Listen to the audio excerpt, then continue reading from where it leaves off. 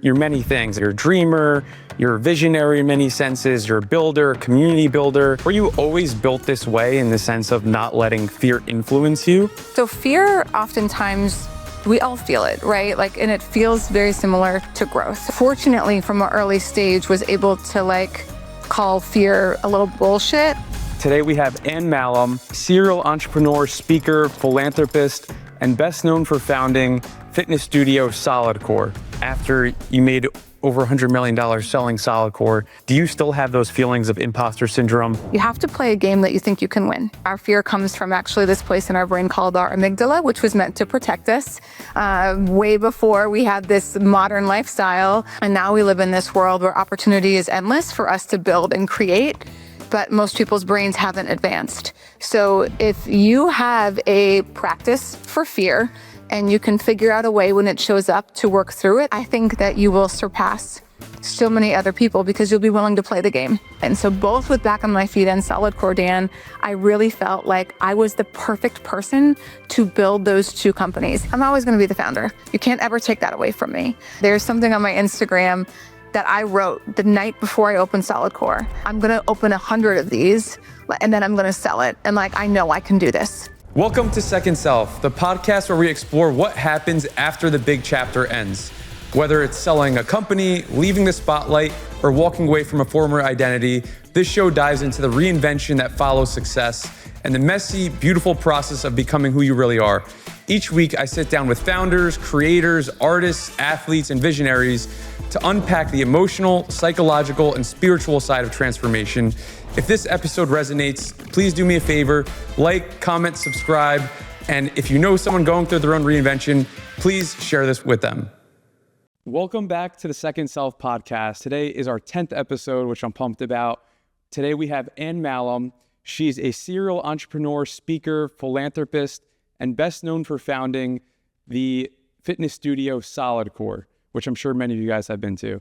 She scaled that to over 100 locations and sold it for over $100 million before exiting in 2023. Prior to Solidcore, she built an incredible nonprofit called Back on My Feet, helping homeless people experience independence through running. The organization now has expanded to 14 cities, has over $8 million in funding, and has changed thousands of lives. And welcome to Second Self. Thanks, Dan. Yeah, thank you for having me. So one thing, a lot of podcasts talk, we were talking about this right before, talk about the successes, how you did it. What's different about this is trying to illustrate the authenticity and vulnerability side behind entrepreneurship. So I spoke a little bit about all the amazing successes you've had, but what I would love to know is what cost was associated with building that and what toll did it take on you? I know a lot of people talk about sacrifice of entrepreneurship, but honestly, it fulfilled me. And I didn't feel like I was sacrificing anything. I remember when I was 2 years before Back on My Feet and, trying to date or go out or whatever. And any guy that was interested in that version of me, I was like, all you're going to do is hold me back. I can't believe that you're interested in this girl. I haven't become who I'm supposed to become yet. And I think a lot of founders, you feel this calling that you're supposed to make impact or do something big. And I had felt that way since I'd been 16 years old. So from 16 to 26 before Back on My Feet started, I was in major, looking underneath every proverbial rock I possibly could to figure out what my calling and purpose was. So I really honestly did not feel like there was big sacrifice to other areas of my life. I am now married. I'm frankly now pregnant. And I don't think I could have ever, thank you. I don't think I could have done those things before showing myself what I was capable of with my skill sets professionally. Wow, that's really interesting. And I know another big component that you talk about is how you're not influenced by fear. And you're many things, especially your story on Back on My Feet. You're a dreamer, you're a visionary in many senses, you're a builder, community builder.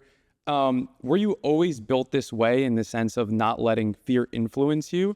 Or what internal obstacles did you have to overcome along the way? Yeah, I think so. Fear oftentimes we all feel it, right? Like, and it feels very similar to growth. And everybody that you talk to, if you're like, are you into growth? Most people raise their hands. So fortunately, from an early stage, was able to like call fear a little bullshit. And like, I know what you're trying to do, and figured out if you can have a practice and a strategy for when fear shows up, you're frankly going to have a leg up on everybody else, because most other people let fear dictate, oh, this must be a bad idea. Oh, I feel scared. I shouldn't do it. You know, again, our fear comes from actually this place in our brain called our amygdala, which was meant to protect us way before we had this modern lifestyle, protect us from things that were actually causing fear. There wasn't a lot of opportunity for growth, 300 years ago, when you wake up and you're gathering, procreating, hunting, like life was very simple. And now we live in this world where opportunity is endless for us to build and create, but most people's brains haven't advanced. So if you have a practice for fear and you can figure out a way when it shows up to work through it, that it's just a signal that this is the growth that you've asked for, I think that you will surpass so many other people, because you'll be willing to play the game. Like that's what I credit a lot of my success to, is just like, I'm going to do it before you. You're going to have to spend the next year convincing yourself that, you're to pump yourself up and to give it a go. And I've already opened 10 studios. Wow. That's amazing. Other than the fear though, what were the biggest internal obstacles that you had to overcome to build all this, to create, to just go so quickly from, I think both Solidcore and Back on My Feet, from what I read, was like, it was quickly as you experienced it, you saw the vision, and you just built it. Yeah.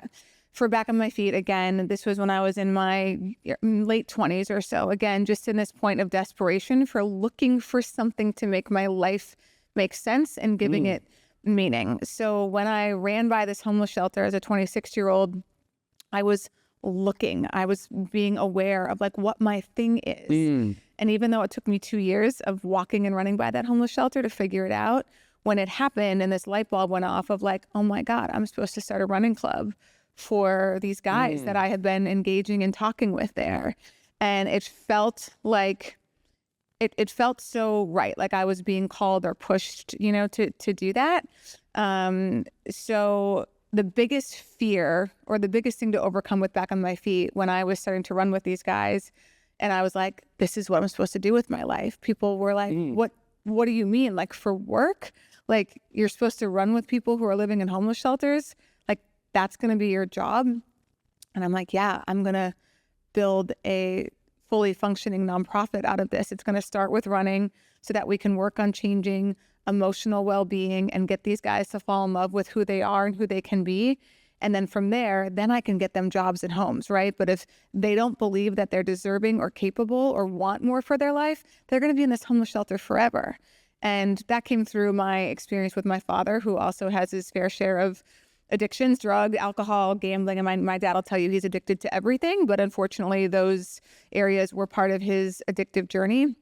And I watched my dad, and there's nothing I could do to change him, right? He had to believe that he was capable of change, deserving of change, that his life was going to be more meaningful than just his addictions owning him. And so as a 26 and turned 27 while all this was going on, to have all of your adult figures try to convince you that like, I can't believe you're going to, I just got this offer at Comcast to go work in their government affairs department, 6-figure job when I was 27. So like 17 years ago, stock options, you name it. Like it's what I went to school for. And I never made it to day one. I was like, I can't take that job. Like this is what I'm supposed to do. So my mom, harping on me about how I'm going to pay my rent, how I'm being financially irresponsible, how I need to grow up. My dad, ironically, concerned for my safety. I didn't have any money. I was probably in credit card debt. Wow. And just all the adults in the room being like, you're being irresponsible. And so it was the first time of me having to go out on that limb on my own and really trust that I saw something that other people didn't see, and that I was capable of building this vision that I saw. So fortunately, surrounded myself with really smart people. And, Dan, again, like, I think it's the questions that you have to ask yourself. So there was 3 questions, right? One, what if everybody's right? What if I'm being stupid and silly and Pollyanna and these guys are going to quit and like this sounds novel and exciting in the moment, but is this really sustainable? And what if they're right? And if they were right, all that was going to happen was, okay, I got to go get another job. I was wrong. But in our minds, we go to this diabolical situation of, oh my God, what if this doesn't work out? I'm not going to have any money. I'm not going to be able to pay my rent. Then I'm going to get evicted, and then I'm going to end up in the homeless shelter. You know what I mean? It like spirals. Yeah. And I was like, that's really not the worst case scenario. Like, that's just not going to happen. And the other question was, what if I'm right? Like, what if I'm actually right and I'm seeing something that nobody else sees? And the opportunity cost to both of those things, that I could actually create something that could change the direction of these guys' life and at the same time heal myself from my dad's addictions for the last 10 years, because nothing good came from it. My parents got divorced. My dad continued to suffer for years. I wanted like that to turn into something good. So there was just too much possibility that could come out of it that I was not going to try. That's really interesting. The way you tell that story really reminds me, have you ever read Rick Rubin's book, The Creative Act or The Creative Way? You know, so it's about like, essentially how everyone can be an artist. It's the way that artists see the world. And when you tell me your story, it really makes me think of like the artist and the entrepreneur's eyes of like, you're seeing the world of like trying to find purpose, trying to find meaning. And, you know, you were able to, that because you're already going through life this way, you're actually able to see it, therefore execute on it, see the vision. And I think that's the one thing that so many people in life go through. It's like there's opportunity all around us. The doers are the ones that can actually see it and turn it into action. But what I'm really curious about was, I think all, especially successful entrepreneurs, develop this chip on their shoulder at a young age. And hearing your story is like very similar to mine in the sense that like everyone always doubted me, told me I'm an idiot. This is not gonna work out. My family wanted me to go be a dentist, the safe route, similar to you in that sense. But that really fueled me. I developed that chip on my shoulder. I wanted to prove them wrong. I actually enjoyed, also similar to you, I was an athlete growing up, probably where I developed some of that complex, but I used that fuel for motivation. Where did you develop this maybe at a young age where you had this kind of like internal belief and wanting to prove people wrong, or how do you think about that? Yeah, totally. You know, I was always an overachiever. Like from as elementary school as I can remember, I wanted to get the A. I wanted to do more than you. I wanted to compete. And I can remember being like annoyed with my parents because they didn't love me more than my siblings, who were nowhere near as achieving as I was. You know, I'm like my brother or sister, again, I love them for who they are, but they would sleep till noon, you know, on the weekends. And I'm up out of my job, working out something to continue to advance. In high school, I was taking more credits than anybody else, just thinking, I'm going to get ahead of you all. If I get ahead of you all, I will outperform you all and I will be loved more than you. And it really exacerbated when my parents again got divorced or separated when I was 16 because my dad's gambling issues. And I just thought, I have to make myself so incredible that nobody will ever leave me, that I will be everybody's first choice, men, women, you know, business, whatever. Like I will be like I'll be picked first. And that was my way to escape pain, because I just felt, watching my parents again go through their divorce and just wanting my dad back in my household and begging my grandma to get my parents back together. I'm like, I'm not going to ever experience that. So I just thought, I have to be extraordinary. And if I'm extraordinary, I'll never get hurt.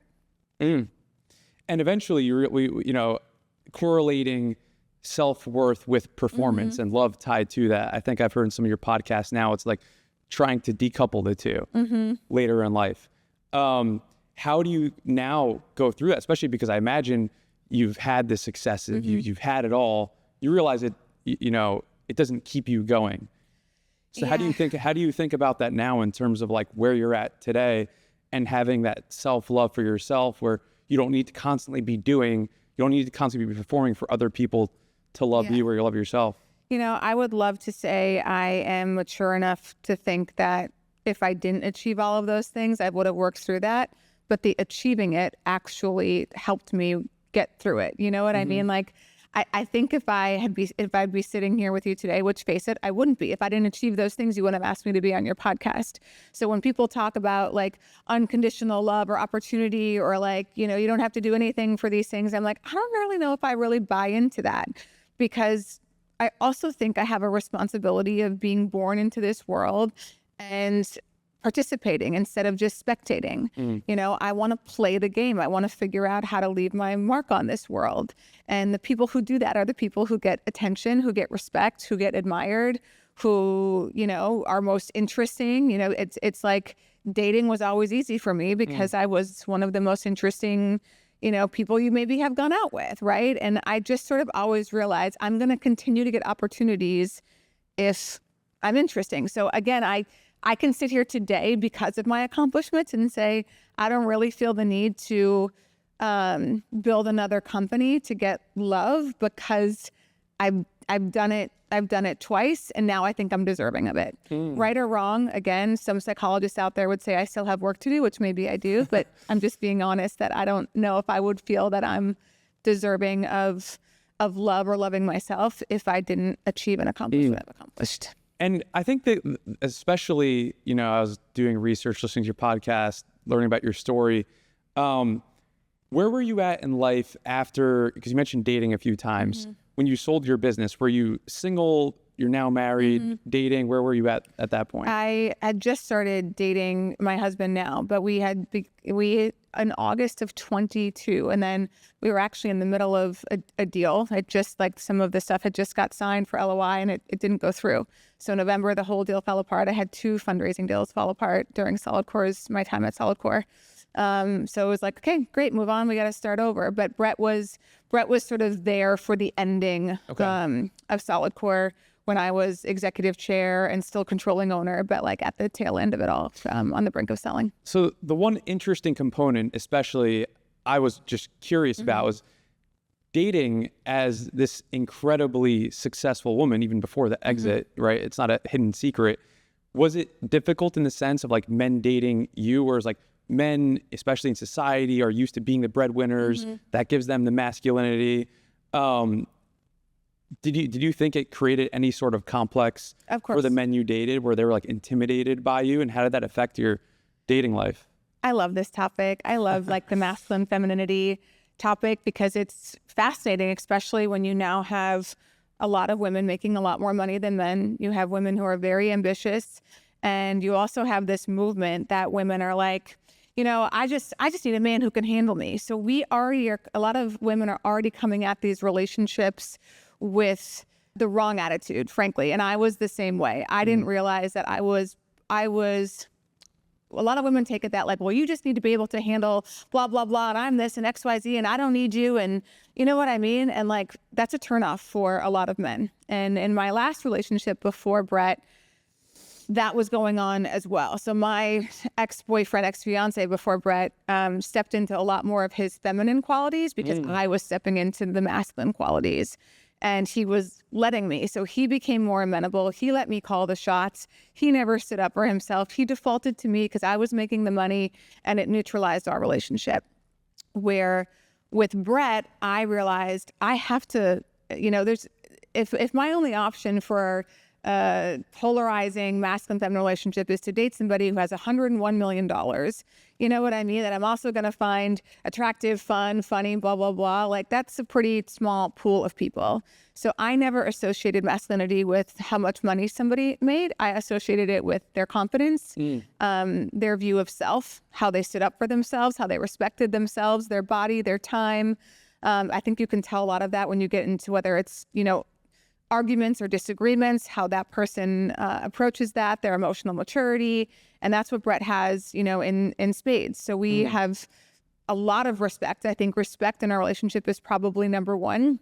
And we have respect for ourselves first. Then we have respect for each other. And of course, we have respect for our marriage and commitment that we made to one another.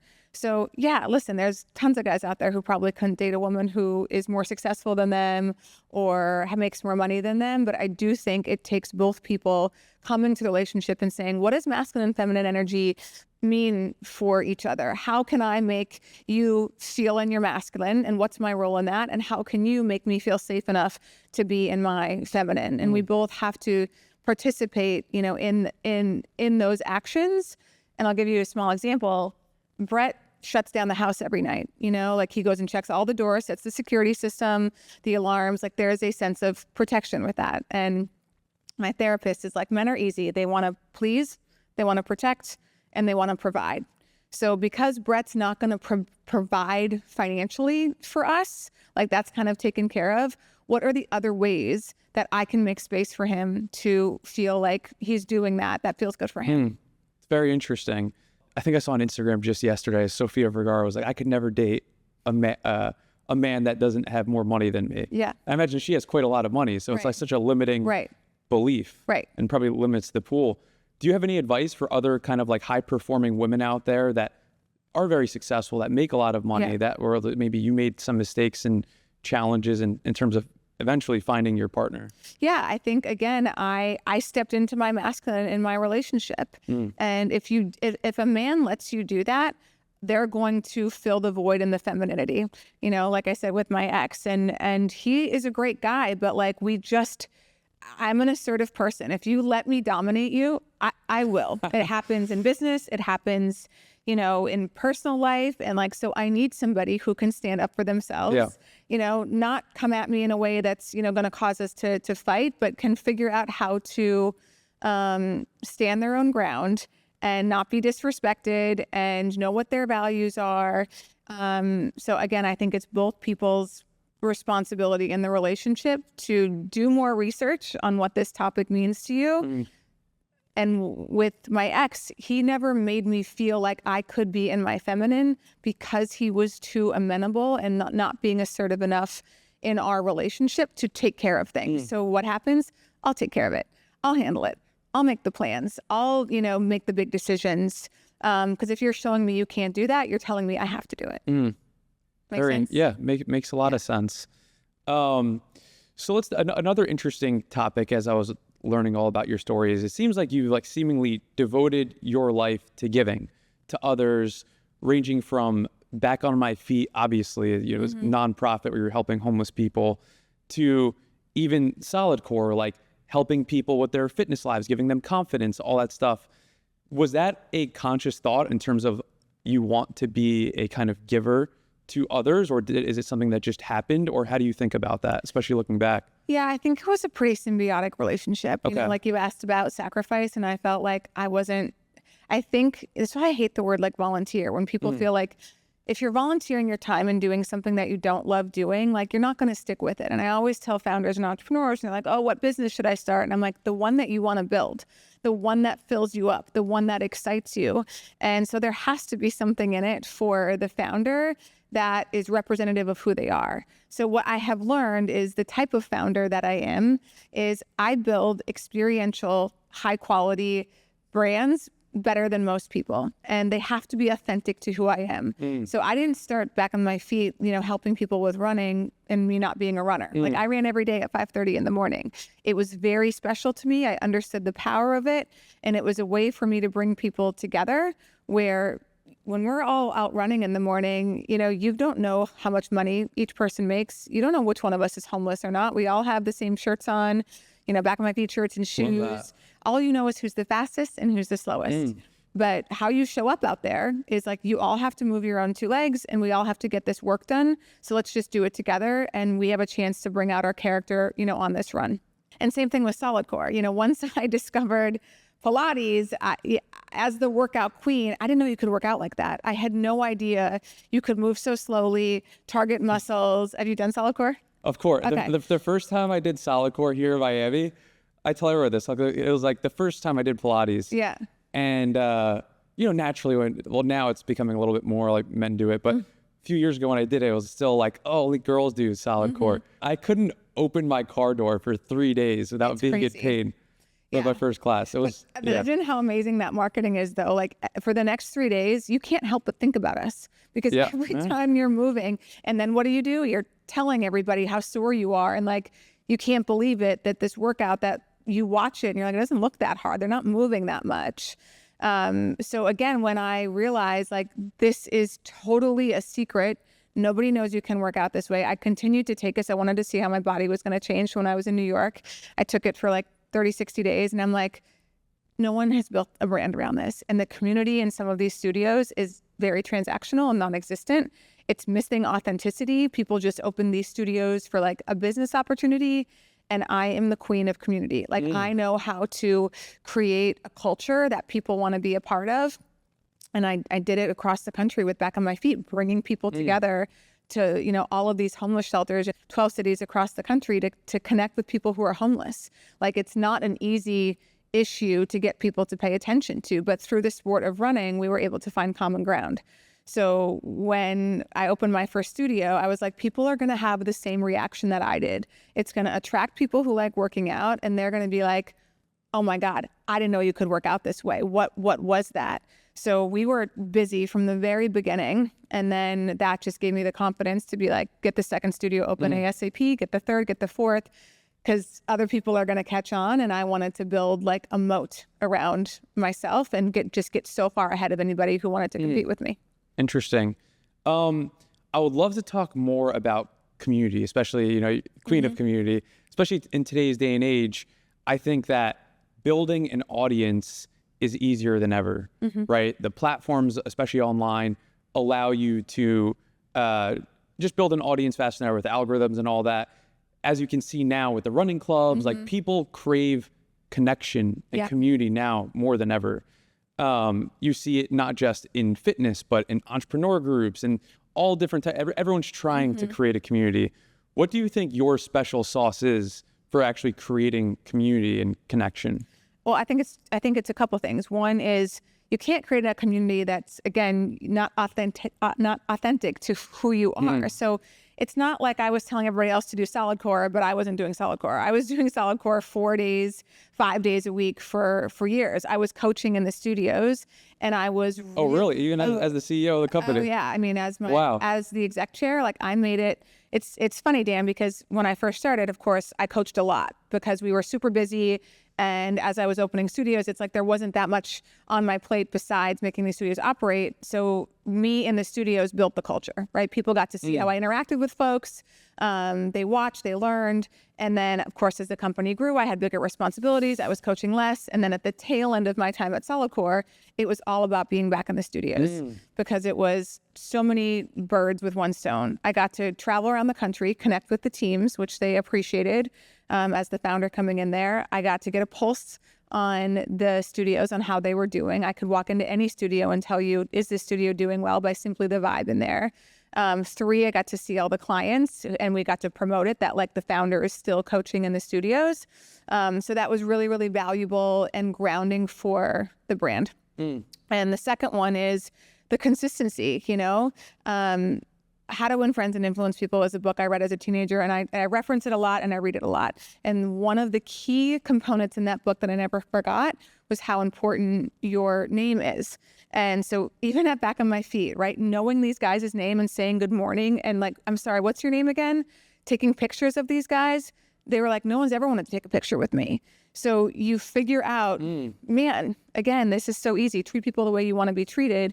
And everybody wants to be seen, heard, respected, appreciated, and valued. And if that can be the ethos of your community, and what I had found at some of these fitness studios, you know, we're talking about 2013, so there wasn't a lot of them, but a lot of them built their brand on like, we're sort of stuck up. Do you know what I mean? Like a little bit of the soul cycle. Yeah. There was just like this elitist sense, and like, we're going to do the exact opposite. We are going to make everybody feel accessible on the same page, and the coach would not pass their coach training if they could not remember the names of the clients. I'm like, I don't care how you do it. If you have to cheat and write down on a Post-it, you have to say people's names. I always get so amazed how they do that. I'm like, how the hell do they remember my name? And it's still a big part of our ethos today. So when you're taking class, Dan, and someone says, great job, Dan. Love it. Yeah, it's like, oh my God, they know I'm here. Yeah. So now you feel like this place is a good third space for you. So you're connected to it. You have a positive association, and you may not even know when you leave that place, even though you like feel your body was beat up, you're like, I like it there. And it's because we said your name so much. Interesting. And now, you know, a lot of what you talk about in terms of building community being authentically you is also very similar to building internal company culture. Yes. Company culture needs to actually represent you for it to be a real culture. Yeah. And building a huge company, over 2,000 employees, culture is everything at that element, especially because it's about that experience in a class with the instructor. How do you get everyone on the same page? How do you have that same experience across cities? That's how you scale and all those things. Outside of the community with the customers and clientele, what did you do to build community and culture internally for your company? Well, one big thing is I put my money where my mouth is. So I was always very transparent with the teams about, one, at some point selling the company. Two, I always talked about our numbers, revenue, all the way down to the coaches. Everybody at that company at every layer understood what their role was financially at the company to make the company be successful. So coaches every week still get their utilization numbers, their retention numbers for new clients, and they all get paid a revenue share per the class. So if you're coaching a class and you have a full class, let's say there's 20 machines in that class, you're going to get paid a lot more than if you only have 10, because our motto is we all rise together, right? So it's not just, oh, more for the company, but the same for you. Everybody's going to get a little bit of bump if the company's performing, because we've all contributed to that success. And then putting a long-term incentive plan called an LTIP for all employees, that when we sold the business, everybody who was there for a minimum of a year got a share of that transaction. And that has happened now 3 times, because we've sold it. I sold some shares in COVID. And even though it wasn't a triggering event, I was like, I have to give these employees something, because we went through COVID and they need a morale boost. They need to know how valued they are. And then when I sold my shares in 23, a few more $1 million went. And then I got another kicker when we sold again last fall. So another $1.5 million went to employees. And then one of the coolest thing is now L. Catterton, big private equity firm, now owns Solidcore, and they have kept that LTIP in place. Oh, really? Wow. Yeah. So for private equity to give and be like, okay, that's unheard of. Yeah. Private equity was like giving money away. They couldn't take it away, Dan, because it was so ingrained in the culture and the employees demand it. They're like, we're not going to sit here and make all of you guys, this is not a zero-sum game where all the money has to go to the top. We are the people, right? Solidcore is not going to exist if the coaches don't exist and do their job passionately and energetically. And the studio managers, the directors, everybody who's involved in that ecosystem makes that company very profitable. So I just never thought that wealth had to be a zero-sum game. And that is a big part of why we have such high retention for employees at Solidcore. That's cool. I really like the gamification component of it, and like seeing, your results tied to exactly what you do. Yeah. Even at my agency, we went from the performance-based model on the individual component to what we call the restaurant community share. You know how restaurant, like you get a tip, it goes to the whole community, and it just doesn't work. Yeah. It's just like now you're giving out performance bonuses to people who are actually working. They don't want to work as hard. Like it's like it defeats the entire purpose. Sure. Anyways, to take it to another topic, another thing I'm really curious about is, I think your story is unique specifically on this, is you went from a nonprofit to, doing things out of the goodness of your heart and creating community and all those things, to and having a lot of success there, to obviously having a massive success in a for-profit. And a lot of the times it's reversed, right? People make money, they make money for themselves, for others, whatever. And they say, what can I do next? Naturally, it's let me help others. Sure. And you did that before, you already did that. So I'm really curious to know how that's now impacted your why today, and what is your why today? Yeah, so I've never sort of looked at them as mutually exclusive, right? Even in my for-profit, like I said, I wanted an LTIP. I didn't think it had to be, I'm making money, therefore I don't get to help others. I think they work in tandem. If it's going to work out for you, they work in tandem with each other. So even at Back on My Feet, when people worked there, it was like, even though this is a nonprofit, you have KPIs, we have goals to meet, we have metrics to meet. You need to understand that you're depending on your role, this is all about getting people out of homeless shelters. So it's not just us going for a run with people who are homeless, we have to figure out how our program gets them to be independent, self-sufficient, in society. So it was all sort of metric-based, while at the same time helping people. But someone said this to me, and I thought it was such a great quote, that money follows, it doesn't lead. So if you're driving with, I just want to make money, I think you end up making maybe less quality decisions instead of focusing on, how do I build a company that has the highest level of service that people are going to experience in the fitness space? How do we make sure the execution of the product is consistent and high quality? And how do we make people, both the clients and the employees who work here, never want to leave? And not just, yes, it's important to say great job and build an environment that is hearty in our appropriation and giving praise for work done, but it's also important to back that up financially. So I just don't think that they're mutually exclusive. I think you can do both at the same time. But truth be told, after the nonprofit, I didn't own the nonprofit. No one owns it. It's not how it works. It's why you have a 501c3 status and donations can be tax deductible, because nobody owns it. All the money stays there. And I had a board, and the board, in essence, was my boss. They are the ones who determine the budget, my salary, if how many places we're going to open. And I wanted to grow a lot faster than the board. So I sort of started to feel like my next thing is going to be like something in the for-profit space, because I don't want to ask permission. I don't want to have anybody tell me what to do. I want to be able to grow as fast as I want to grow. I want to be able to be in charge and control it for as long as I want to. And what is your why now today? I think my why is still about two things. One, again, I am a human being, and we're all sort of self-motivated. I want to feel proud of how I spent my time at the end of every night. As simple as that sounds, when I put my head on that pillow, did I do things today that were in honor of myself, how I view myself, and what I think my talents and contributions are in the world? So for me, that looks a lot like I'm in my playful state right now. I play, I mentioned to you when we met this morning, I play volleyball every morning. And I have a volleyball court a full Olympic-sized beach volleyball court in my backyard. What does that do? We're going to see you in the next Olympics? I don't think so. I had a lot of work to do. But what does that do? It builds community around something that I authentically love. So girls come over to my house. I'm hosting a tournament in June. I am bringing people together around a sport that I love, and building connections with people. Two, how did I treat my body? What did I put in my body?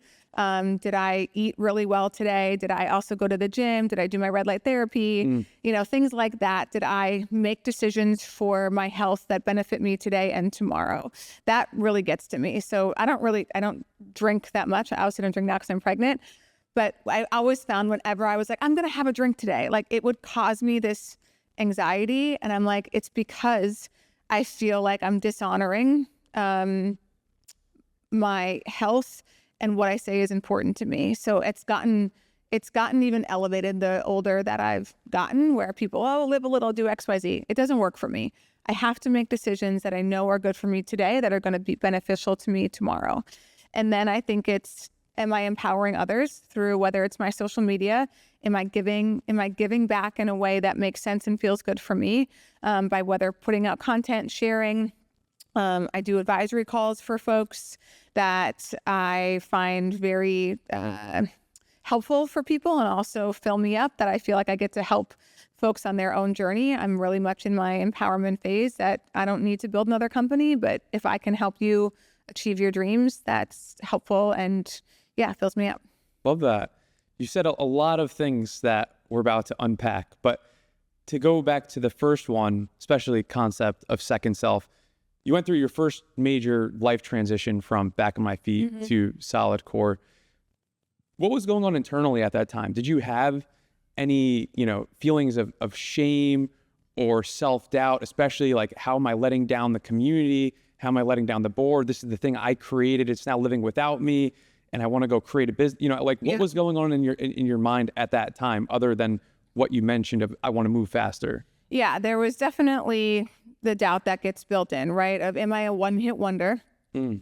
What do I do next? How do I top this? Meaning, dude, I got so much attention for Back on My Feet. I was a CNN hero. I was on every national news program in the first year. Wow. It was insane. I got the awards. It was just this woman is unbelievable, amazing. So I got like my ego really stroked, and everybody wanted to, like, whenever I would go somewhere, oh my God, you have to know Anne. Like, look, tell your story, Anne, what you did. So I was concerned if people were going to think I was still special, of if I was like just the former CEO of Back on My Feet, and how long I could say, oh, I built this Back on My Feet thing, and that was years ago. So I definitely had the doubts, and I pretty much kicked the can down the road for 6 months after those thoughts came in of like, it's time to move on. And I wasn't expecting that.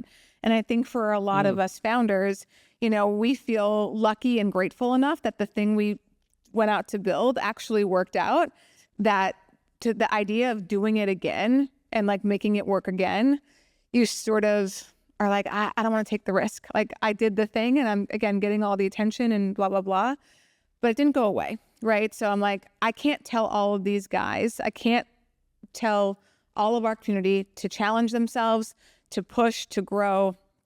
And then here I am feeling all these emotions, and it made me feel like a fraud by staying. That I actually was like, I need to step into my next chapter, just like I'm asking all of these members to do. So fortunately, I didn't plan this, Dan, but fortunately, you know, I had built something pretty sustainable at Back on My Feet. I had an incredible board. We had really great funding. All of the chapters had great structure, infrastructure, process. Like, it was working. And I think for me too, after that happens, it becomes a little less fun.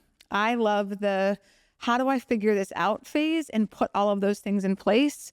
And then when it felt like all the ingredients are there, it's just making the same recipe over and over again, I almost felt like my talents aren't really needed here anymore.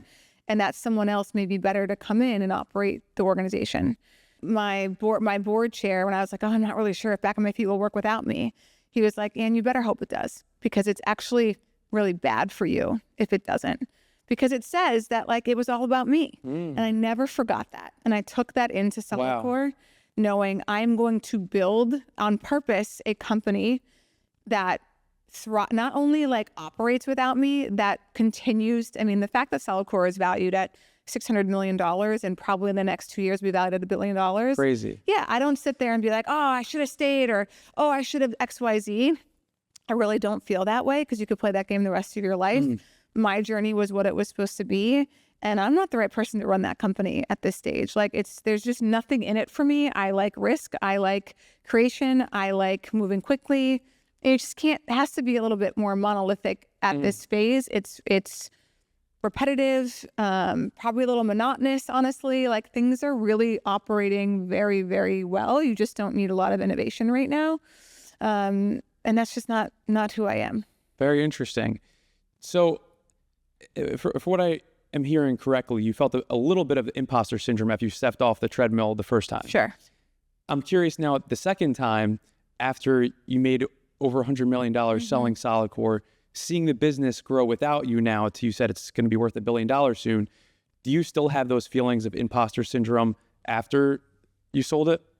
No, not anymore. Doesn't exist anymore. Doesn't exist anymore.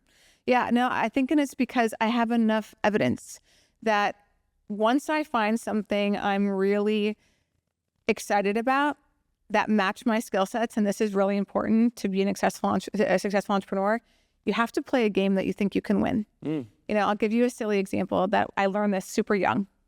When I was 16, there was about 5 or 6 of us girls who were my age that were basketball. I did all the basketball camps. Like, that was my sport when I was young.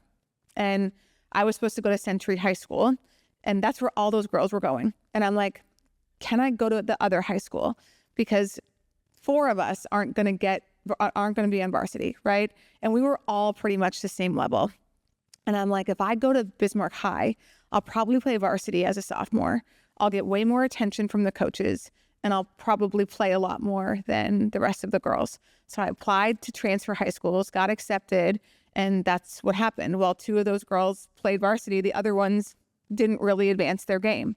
So it was like, how do I put myself in a position to level up and play a game I can win? So both with Back on My Feet and Solidcore, Dan, I really felt like I was the perfect person to build those 2 companies. Ask me to build a tech company, and like I would lose that game. I have no idea I don't understand it. It's just not something I'm going to succeed at. So you have to figure out where your magic is as a human and how that can apply to a company that you're excited about, that you feel like those talents are necessary for it to succeed.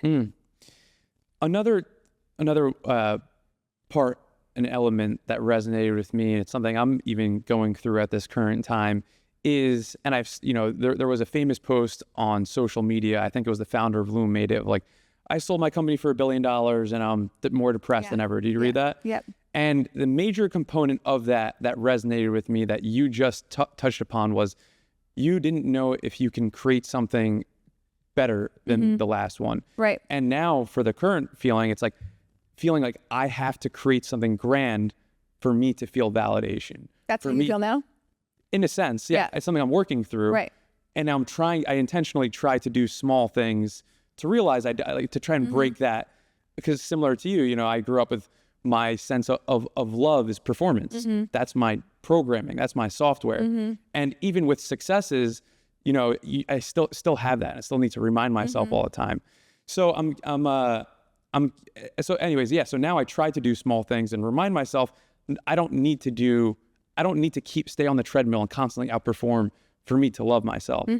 And we spoke about this a little bit when we were on. Can I ask you a question though? Yeah. When you say that, don't you think that you still need to do things with your life that make you proud in order for you to have self-love? Like if people say like, you don't need to do anything, I'm like, so listen, I don't think I would love myself if I sat on the couch all day, every day and watch Netflix. I don't think I would have a high sense of self-esteem and respect for myself. So I think there is a little bit of, we all need to show ourselves what we're capable of. Like when people talk about unconditional love, I'm like, there's a little bit of bullshit for that for me.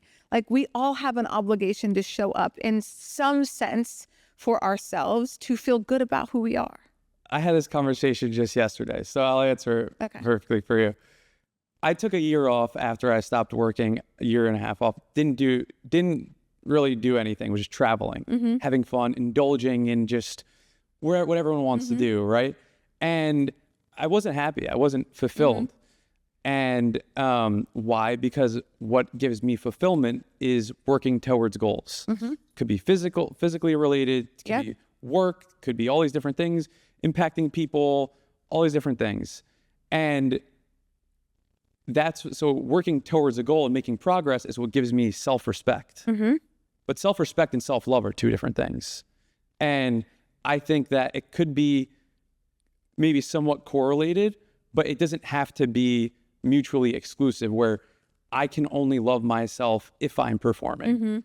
Although I would respect myself more if I am performing, and because I feel good about myself, just like you mentioned. Right. So I think that's where I'm at now. And this year I've become a lot more intentional around things that give me energy. This podcast is obviously one of them.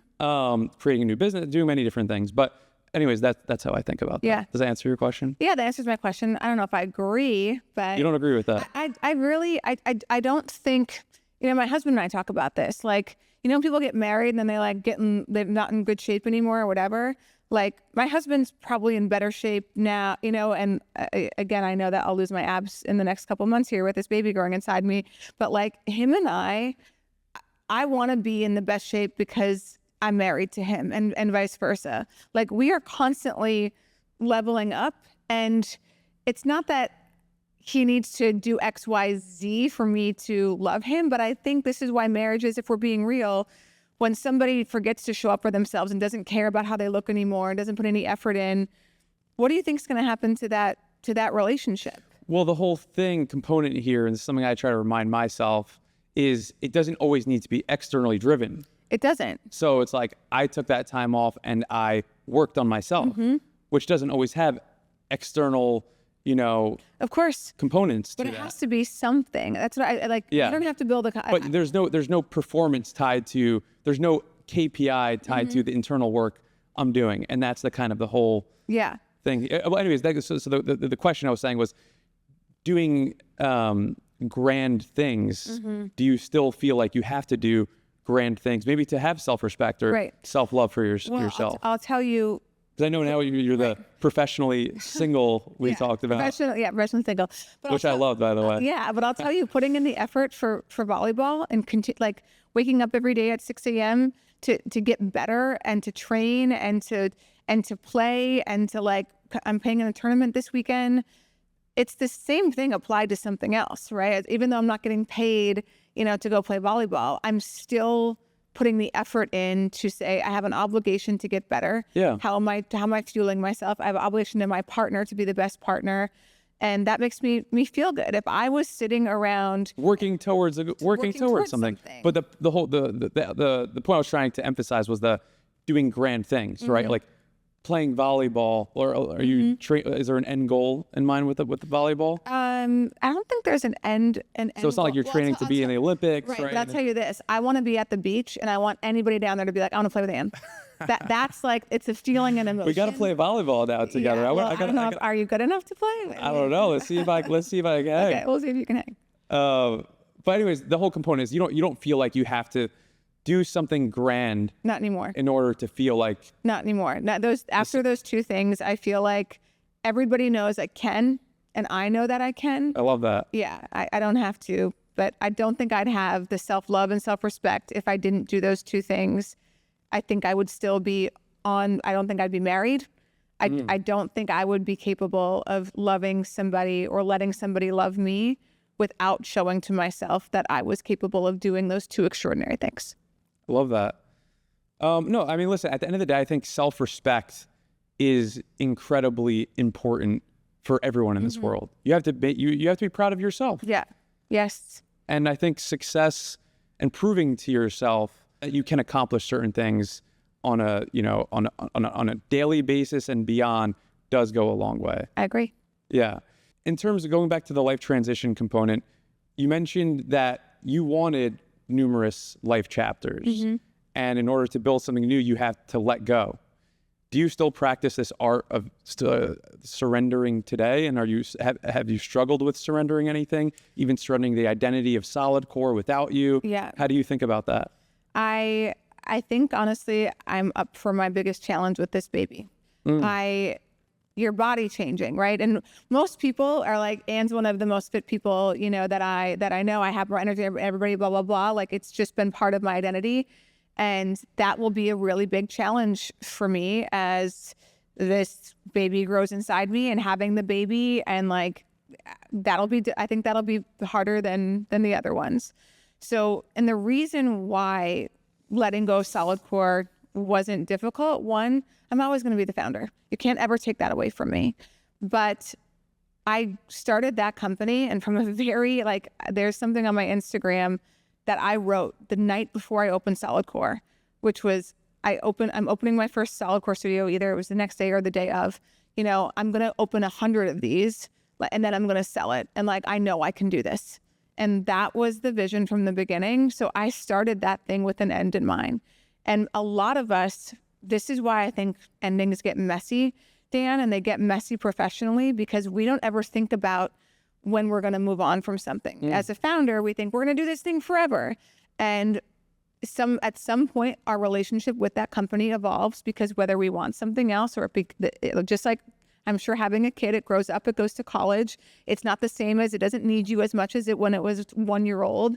And your relationship with it has to change. And if you are not proactively thinking about having conversations, what your life is going to be like after moving on from that thing. I told you, as soon as I promoted my CEO in 2021, I went to volleyball camp. I'm like, I'm going to need something else.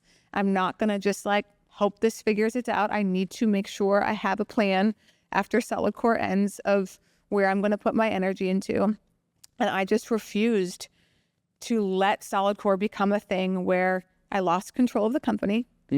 I got forced out, or I worked for somebody else who owned my business. I had a chance to roll 10% no equity in my last deal. And I'm like, I just can't do that. I can't give you control, me sit on the sidelines of something that was mine. I'd rather sell it all now. Which, obviously if you need anything, call me, but it just needs to be done. I need a clean break. Something really interesting I think about as you're telling this whole story is, while there are certainly components of like you enjoy the validation of the success and the ego, but you didn't let ego get in the way from making the best decision for you. And both times, right? Like when you step down from back on my feet, a lot of people in that situation the ego would have allowed them to stay, even if it didn't make sense to themselves at the time. You need a lot of self-awareness to realize like what's driving me. Right. Same thing with Solidcore. It's a household name. Everyone knows Solidcore. And your ego didn't allow you to keep going. You still did the best thing for you. So I'm curious, is there like any self-work you had done along this time to build the self-awareness, or any, thing that any practices or whatnot? I think just, sometimes watching professional athletes and they overstay their welcome in their last year or two, like LeBron James is getting there, right? He's probably he's still killing it though. He's still killing it, right? But like in the next year or two, they made it to first round in the finals this year. Yeah. Like he's got a choice to make in the next couple of years where he leaves and people still talk about him, or like only people talk about his last season where it was like 10 points a game or whatever. And I think I never wanted that. I just thought, I know what I'm good at. I know what I'm not good at. I have to recognize that somebody is better talented than me to run this business. And I also deserve to be part of something where I'm getting, filled up. I thought it would be the easier choice to stay, no matter if it was going to mean more. It's such a hard decision. It is, but you said this earlier, and I really, really do want at the end of my life, do you know like 76% of people at their last year of life have regret? A lot of regret for the things they didn't Surprised do. It's not more, to be honest. Yeah, it's still there's 4 of us in this room. There's 3 out of 4 of us who are going to be sitting there and being like, I can't believe I didn't do the thing. We don't have regret over the things we did, over the things we said. It's all about the things we didn't do. And what stops us from doing things? Hanging on to things too long and we run out of time. So if you don't create the space for what is next for me to explore the energy of where do I want to be? I'm not really sure. Like I don't have this next thing lined up. Having a little bit of, and I've had days where I'm like, I'm a little bored today. I'm like, this is good for me. Where do I gravitate to? Do I want to sit on the couch and, watch TV? Do I want to do a puzzle? Do I feel like I need to contribute? Like, it's just interesting to figure out what I want to do versus what do I feel like I should do, right? That word can be dangerous, but you can't grow if you don't let go and move on. Yeah, and get uncomfortable. Super uncomfortable. As high achievers, not having one relying on you, thousands of people relying on you. My favorite movie quote that talks exactly about this. I forget. Do you remember the name Money Making Mitch? What's it called? Did you ever see that movie? No. Money Making Bitch. No, but he's like the main character. He's a drug dealer, and the line that encapsulates this entire conversation. He's talking about how he's got money, he's got some attention, but if he leaves as a drug dealer, he relates himself to a basketball player. So he's like, I have money, I have this, but if I leave the game, are the fans still going to love me? Right. Yeah. And that's how it is as an entrepreneur, right? Especially you leading Solidcore. Yeah. I'm sure there was a lot of that fear, I would imagine there, of Anne's not leading the class anymore, the thousands of employees, Right. But the best thing is putting the people who are running the business now, because as you said, it's a household name. It's only going to become more. That is only good for me also, right? It's like the founder of Solidcore, oh my God, this company is now 200 locations. If it wasn't growing and wasn't whatever, that isn't help my reputation or, my name or status anyway. So it's highly beneficial for my own personal brand for that business to continue to be very, very successful. Yeah. So it all works out for everybody. I love that. And the people there, I hope, I love that the executives have made great money and will continue to make good money. I've made a lot of people millionaires through Solidcore. Amazing. And I love that. Love that. Let's talk about another interesting topic. So you made over $100 million selling Solidcore. What was that feeling like to get that huge rush of money? And how long did it last until that sugar rush kind of went away? Oh, I still think it's very cool. Yeah, it still hasn't gone away. No, because I have a very healthy relationship with money.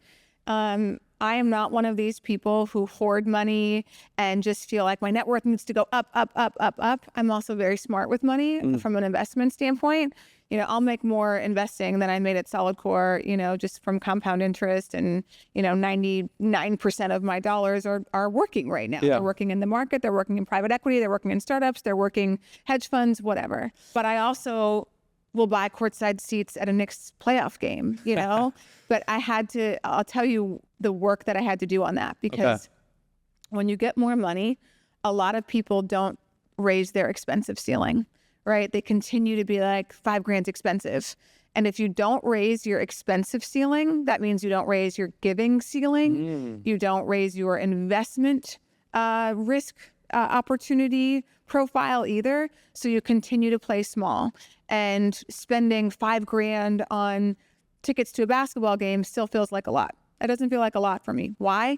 Because I've spent $35,000, and I'm like, I can afford that. I know exactly where my money is, how much we spend a month, how much we make a year, how much we're making a year. Like, it's all, I'm not like guessing in this stuff. So if we can afford it for what we want our money to grow and be, then spending it doesn't become an issue for me. So we spend like $150 to $200,000 a month. That includes donations, experiences, flying my family places, paying things for friends, whatever it might be, mortgages that we have, it's all fine.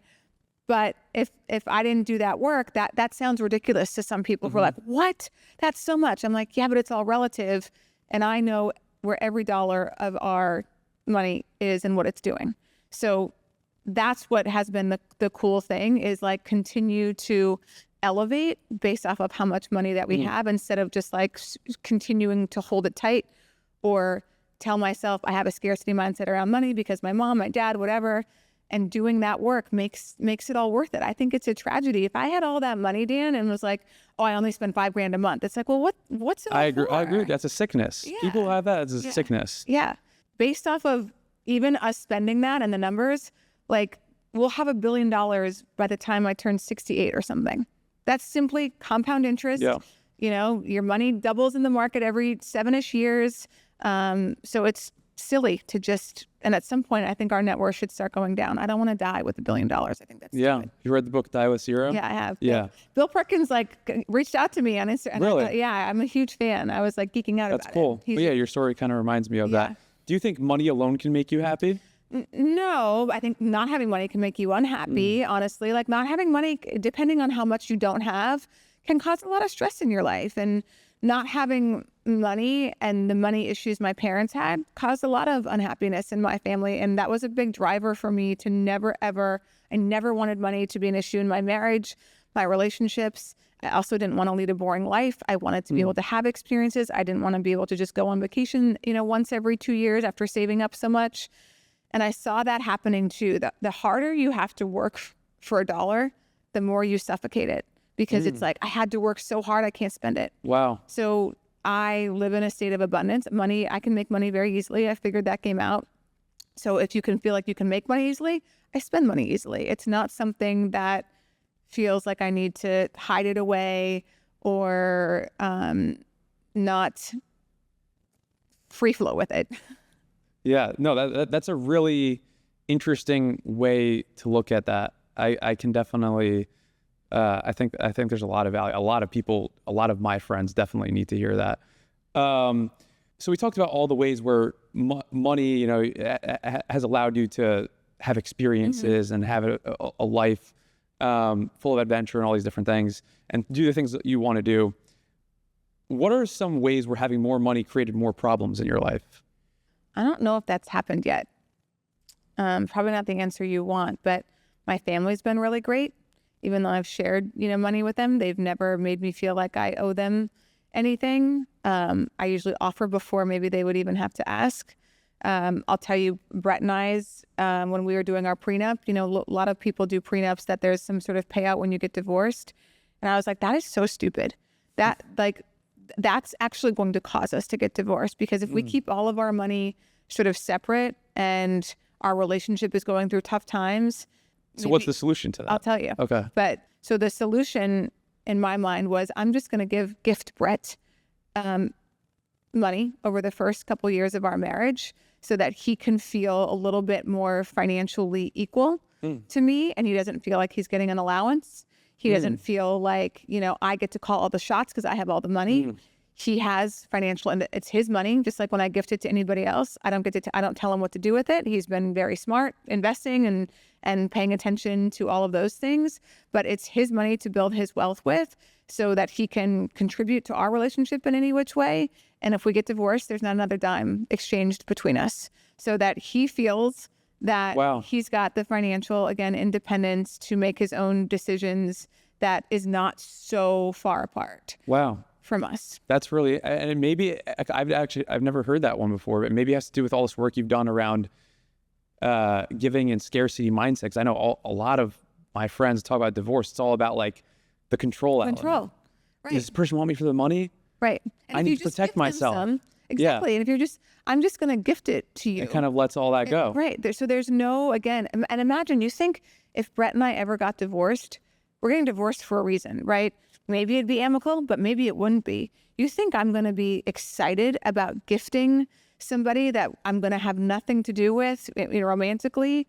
Like, that's going to be more painful for me than just doing it when we are in a great place in our marriage. And if we, again, I always hate talking about this, but like if we were to get divorced 20 years down the road, I'm not going to think about the X amount of millions I gave him in the first year of marriage. It's like, that's my an money has interesting grown idea. so much anyway. We've agreed this isn't working out. We're not making a decision financially. But yeah, I think lawyers, I think everybody should do it that way. Then you don't have to worry if they're with you for the money because they have a little bit of their own.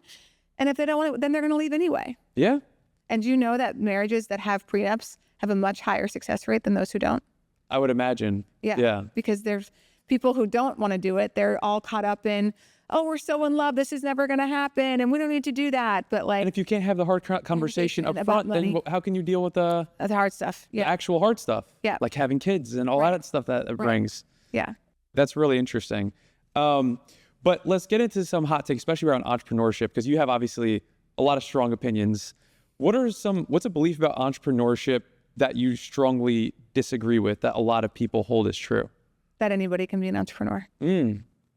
I think listen, you can try to be an entrepreneur and whatever, but if the ones who really make it, they have something to prove that is so deep inside of them that it's like not an option for a lot of trauma. Exactly. Like truly. I mean, I just did an investment with sure. my friend Dane, he keeps chirp notes. And what notes? They're called chirp. He's Australian chirp notes. Anybody who's ever chirped at him, of like doubted him or whatever, he's got like a list that he looks at every day.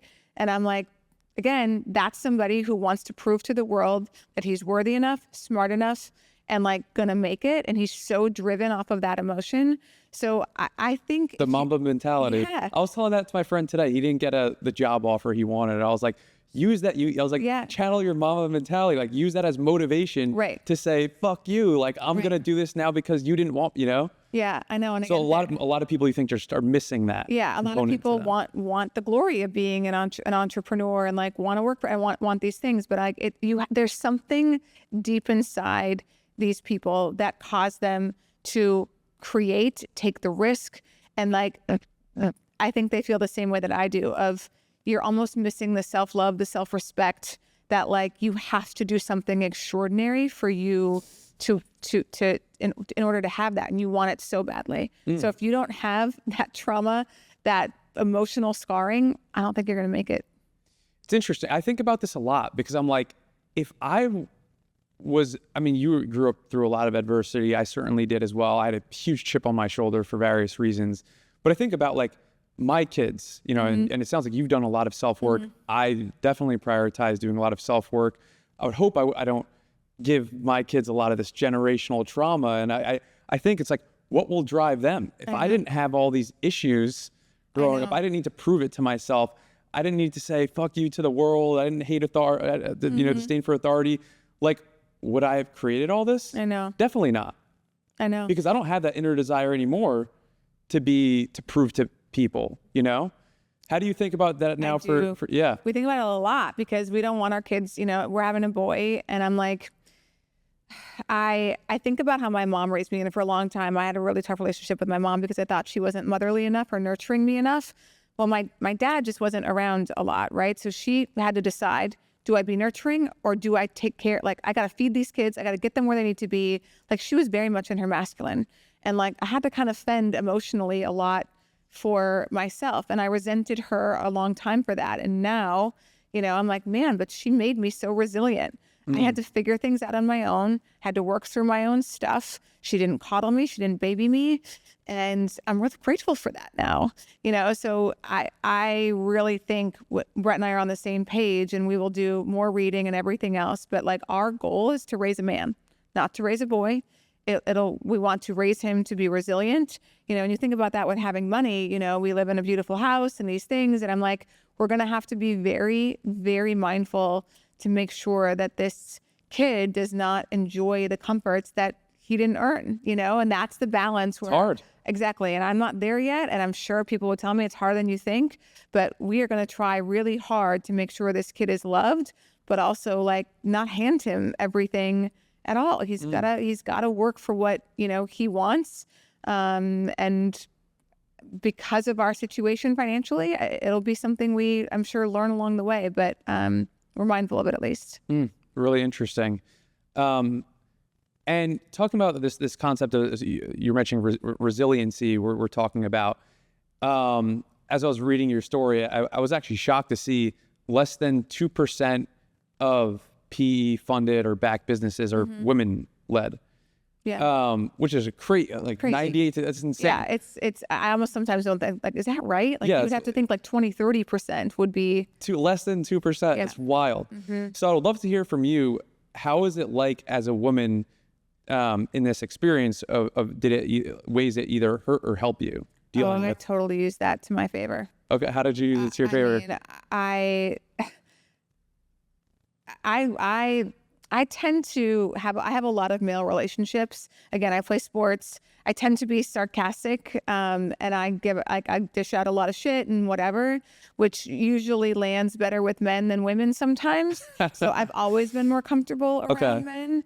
And I think using that feminine energy in these private equity meetings, leaning into my confidence and who I was. I just told this story on Instagram yesterday, but my first PE meeting, I didn't know what PE was when I started Solidcore. Like, I had so much to learn. And I also learned that, frankly, saying what you don't know comes off as really confident, and as opposed to pretending like what you don't know. So there would be like acronyms, preferred capital. And I'd be like, what's a pref? Like, I don't know what that means. And then the chairman of the PE firm that actually was my first round of capital came in. He was a 60, 70-year-old guy and was like, oh, Anne, we're so excited to meet you, blah, blah, blah. Like, how's business? And I had on a crop top and I stood up in front of all these men and like showed him my core. And I was like, it's good. That's everybody awesome. Laughed and it was you're just authentically you. Exactly. And that's people cool. want to invest in those people where they're like, man, that girl is just like who she is. And that's, they trust you. And if you try to be someone you're not and they can sense that, like, we tend not to trust those people. So I just really was because I'm so comfortable around men, I use that to my advantage in all those meetings. That's interesting. And I saw, so after Solidcore, you had started another business called Ambition. Yeah. And that didn't work out. Yeah. What was that experience like for you, going from obviously like huge success to failure?